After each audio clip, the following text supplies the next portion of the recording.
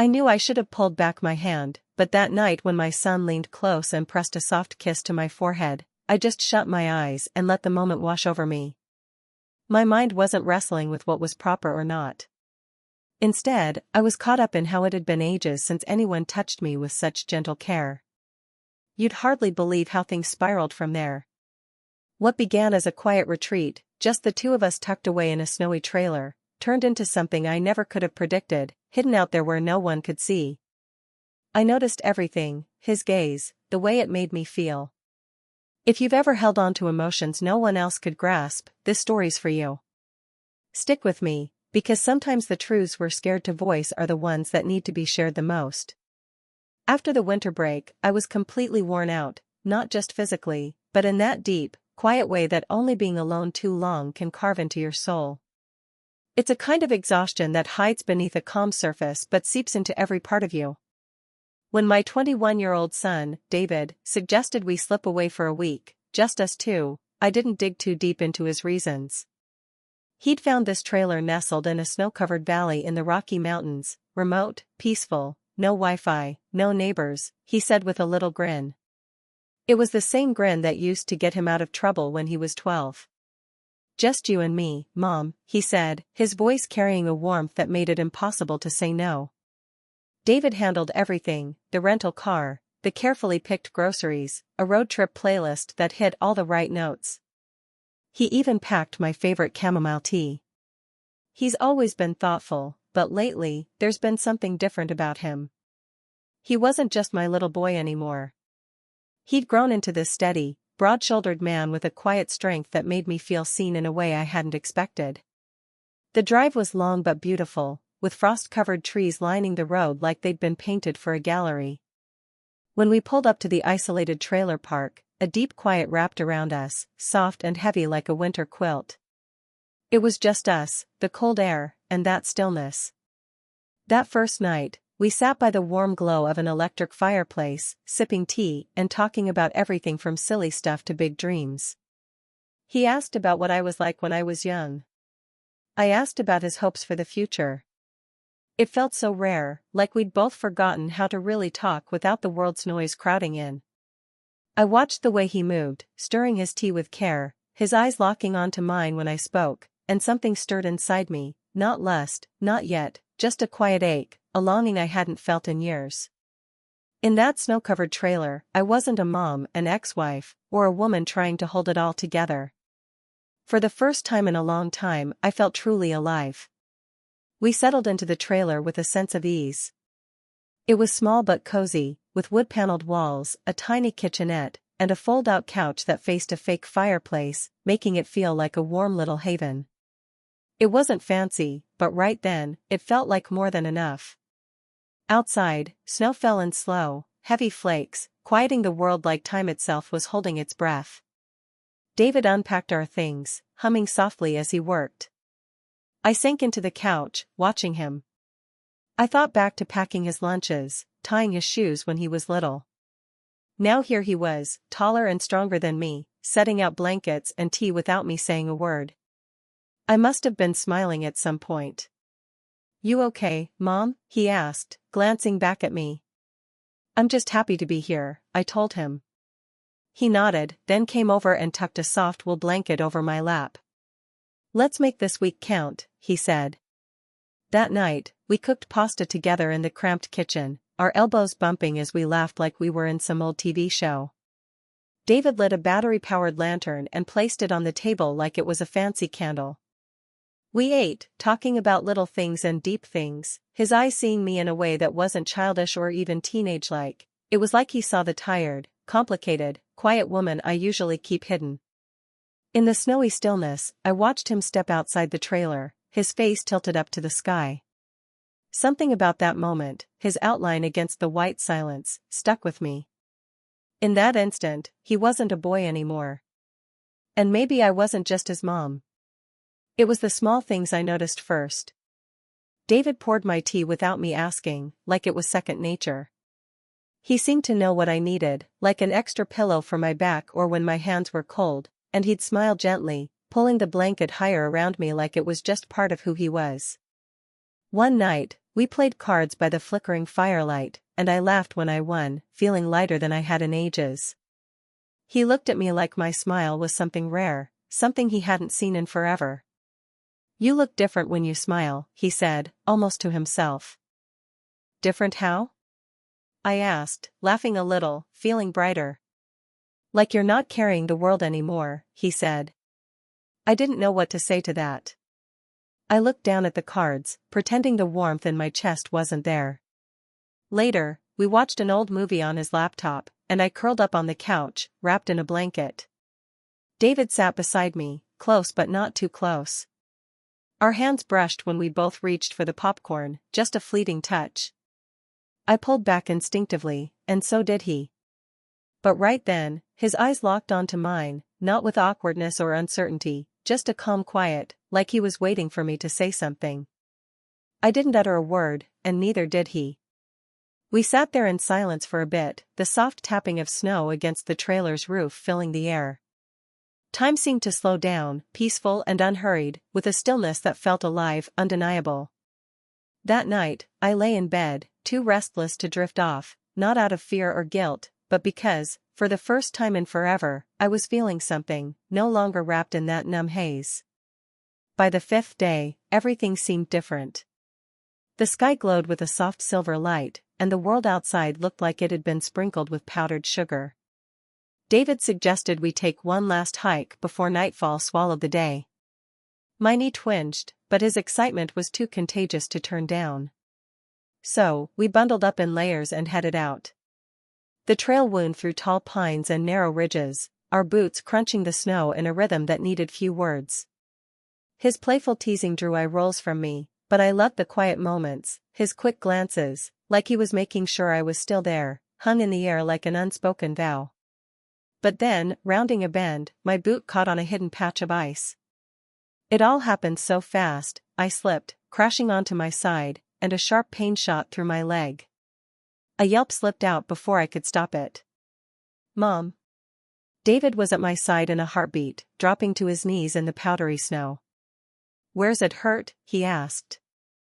"My leg," I managed, wincing as another stab of pain hit. "I think I tweaked something." "Don't move," he said, his voice firm but steady. Before I could argue, he slid one arm under my knees and the other around my back, lifting me like I weighed nothing at all. "David, I can walk," I started to protest. "No way," he cut in, his voice soft but unyielding. "You don't need to prove anything right now. Let me take care of you." His words hit me deep. Back at the trailer, he set me down gently on the couch, his hands moving with a kind of natural care that felt like it came from his core, not something he'd learned. He propped my leg up with soft pillows, grabbed an ice pack, and sat beside me, watching every grimace I made like it hurt him too. "We'll head home tomorrow," he said. "But tonight, you're gonna rest. I've got this." I looked at him, and for a moment, the little boy I used to know faded. In his place was a man, and something unnamed stirred inside me, blooming quietly in the space between his hands and mine. That night, the pain in my leg kept sleep at bay. I tossed and turned, wincing as I tried to find a position that didn't ache. Outside, the wind howled, rattling the trailer's thin walls. Inside, a cozy warmth wrapped around me, but something uneasy lingered in the air. I was sweating one minute, shivering the next.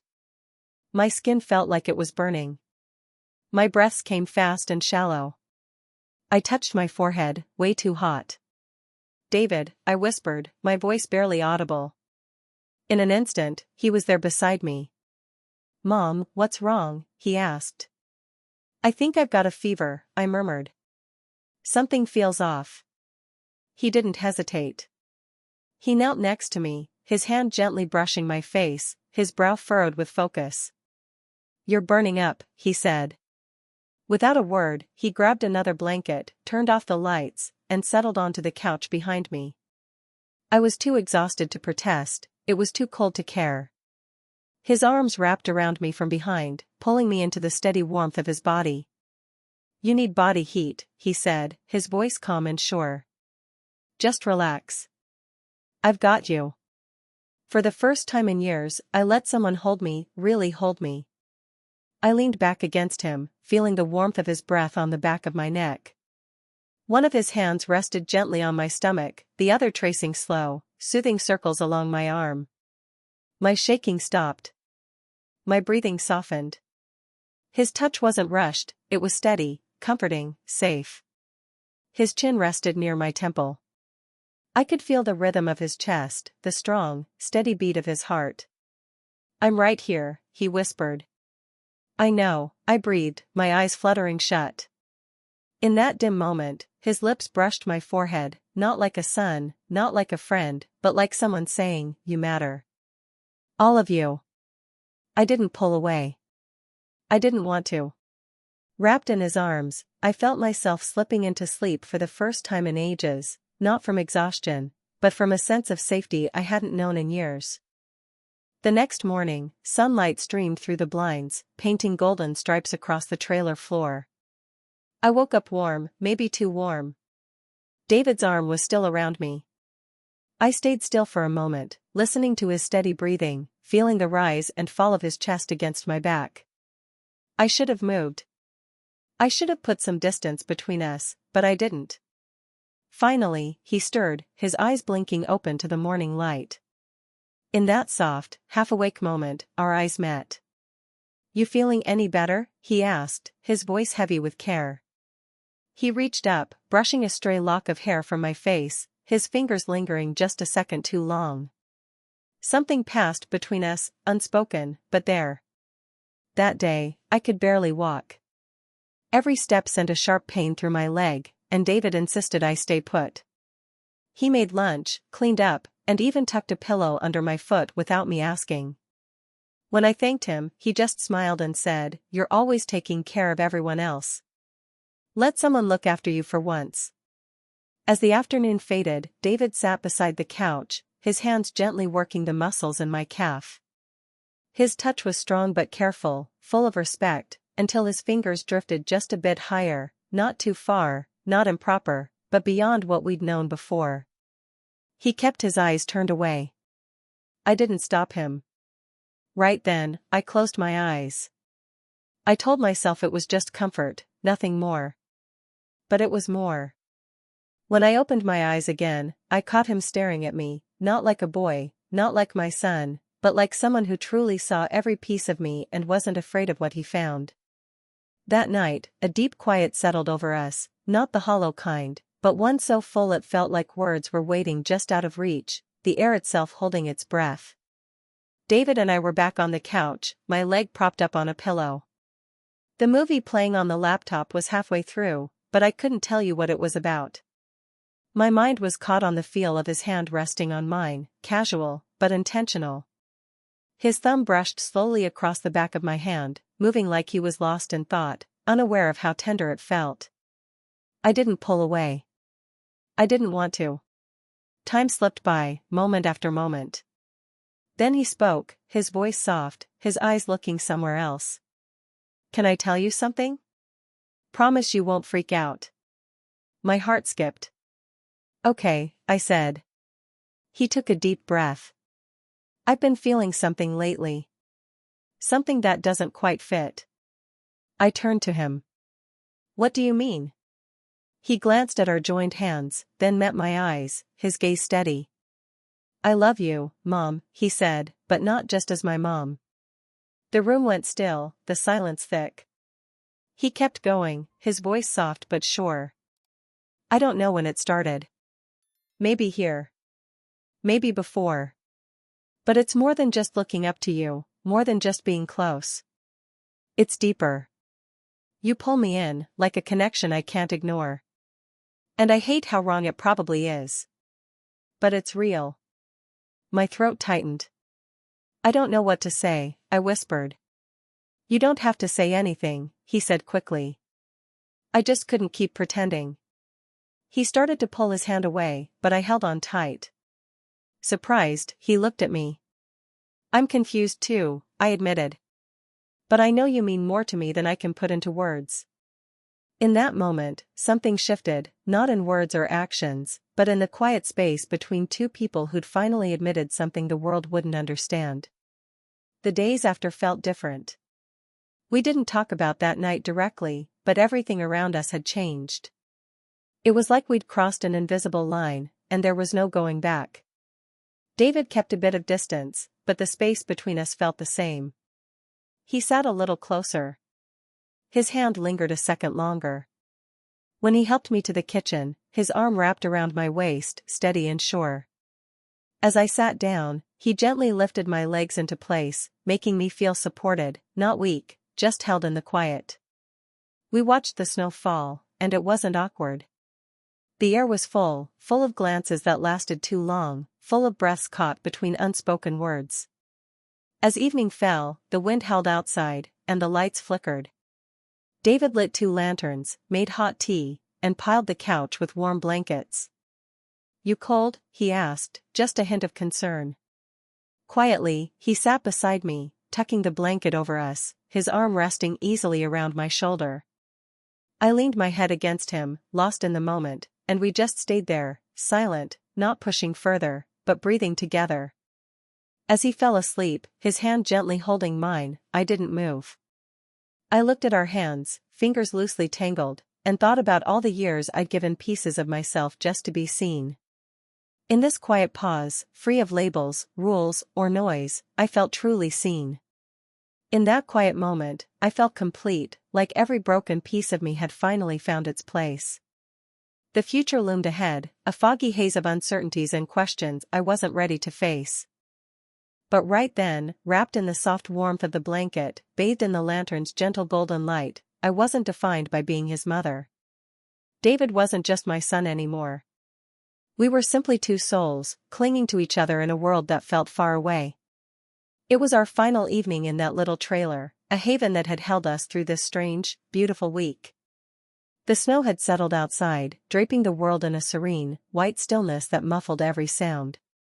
Inside, the air seemed to pause, heavy with anticipation, like the breath you hold before turning the page of a book you don't want to end. We sat together on the worn couch, the lantern's warm glow wrapping us in a cocoon of soft gold, casting gentle shadows that danced across the wood-paneled walls. My leg was starting to heal, the sharp pain dulling to a faint ache, but I found myself leaning against David anyway, my head resting against the steady strength of his shoulder. He was quiet, his words few and far between, content to just be there. His hand held mine, his fingers slowly tracing the lines of my knuckles, as if he were trying to etch their shape into his memory, each touch deliberate yet tender. After a long, comfortable silence, his voice broke through, soft but carrying a weight that made my heart pause. "Have you ever let yourself imagine what it could be like?" he asked, his voice barely above a whisper. "If it was just you and me, nothing else." I turned to him, my heart catching, unsure of what he was reaching for. "What are you getting at?" I asked, my voice trembling just a little. He looked away for a moment, his gaze drifting to the flickering lantern, then back to me, his eyes open and vulnerable, like a window to something raw and true. "If we didn't have to justify ourselves to anyone," he said. "If the world beyond these walls didn't exist, if we could just let go of the roles we've been given, mother, son, and just be us, free." I hesitated, my words caught in my throat, because deep inside, that idea had been quietly brewing in my soul, not spelled out in thoughts or woven into dreams, but flickering in those soft, fleeting moments when his gentle touch warmed my skin, when his steady presence filled an emptiness I hadn't even noticed until he was there. "It feels like such a calm, beautiful thing," I finally said, my voice barely above a whisper. "But life's got a way of tangling things up, doesn't it? It's never as easy as we wish." "I get it," he murmured, his voice low and tender. "But I keep hoping it could be that simple, just for us." I turned to him, really taking him in, letting my eyes linger on his face. There wasn't a hint of frustration in his expression, only a gentle glow of hope, woven with a love so deep it felt like it could hold the weight of the world. I reached out, my hands trembling slightly as I wrapped them around his, holding on like I could anchor us in this moment. "The world's always out there, waiting to pull us back," I said softly, my voice catching. But right now, I'm so grateful we have this quiet space, just you and me, even if it's only for a little while." He gave a small nod, his thumb tracing a slow, gentle arc across the back of my hand, a touch that felt like a promise. The room grew still after that, but it wasn't an empty silence, it was heavy with meaning, like a truth we both understood without needing to say it aloud. This trip wasn't just a break from our everyday lives. It was a sacred space, one we hadn't dared to dream of until life led us here, sitting close, our hearts open in a way I never thought possible. When morning arrived, a peaceful hush blanketed the world outside. The sun climbed slowly, spilling soft pinks and golds across the snow-draped valley, painting it like a canvas of dreams. Inside the trailer, the air felt almost sacred, as if the universe itself was pausing, holding its breath, knowing we were about to step back into the unknown. David helped me get ready for the day, folding our clothes and packing our bags with a quiet, deliberate care, his movements slow, like he was savoring every second. He barely spoke, but there was a tenderness in every gesture, as if he sensed that something rare and fragile was coming to an end. Before we left, he carefully draped my heavy coat over my shoulders, his fingers brushing my arms as he fastened the buttons, his eyes meeting mine for a long, unspoken moment. No words passed between us, just that look, carrying a quiet ache, a truth too vast to name, lingering in the stillness like a heartbeat. We stepped out into the crisp morning air, the snow crunching sharply under our boots as we made our way to the car. David reached for my hand, not because I needed guidance, not out of habit, but simply because he wanted to feel me there. When we reached the top of the hill, he stopped, and we stood together, gazing out at the valley below, its untouched snow stretching out like a sea of white, pure and endless under the morning light. He took my hand again, this time cradling it between both of his grip warm and steady. "This week, it's gonna stay with me forever," he said, his voice soft but certain. "I feel the same way," I whispered, my heart swelling with the weight of it. We stood there, our fingers locked together, staring out at the place where something unspoken, unexpected, and so deeply human had bloomed between us. We didn't make promises or cross any forbidden lines, but something had changed inside us, a shift that felt eternal, like it would linger in our souls no matter where life took us. As we drove down the winding mountain road, I stole a glance at David from the passenger seat. His eyes were fixed on the path ahead, his face calm, his hands steady on the wheel. But when our gazes met in the rearview mirror, a quiet smile passed between us, small but brimming with meaning. That smile held all the truths we couldn't put into words, all the feelings too big for language to carry. Sometimes, the deepest connections are the ones you never expect, the ones that slip into your life softly, like a whisper, and show you a part of yourself you thought was gone forever. Thank you for listening to my story, for sitting with me through this. If it stirred something inside you, if you've ever felt like you're carrying an unseen weight, know that you're not alone. Stay with us, share this with someone who might need it, and keep close, because here we give voice to the things no one else dares to say, but everyone aches to hear.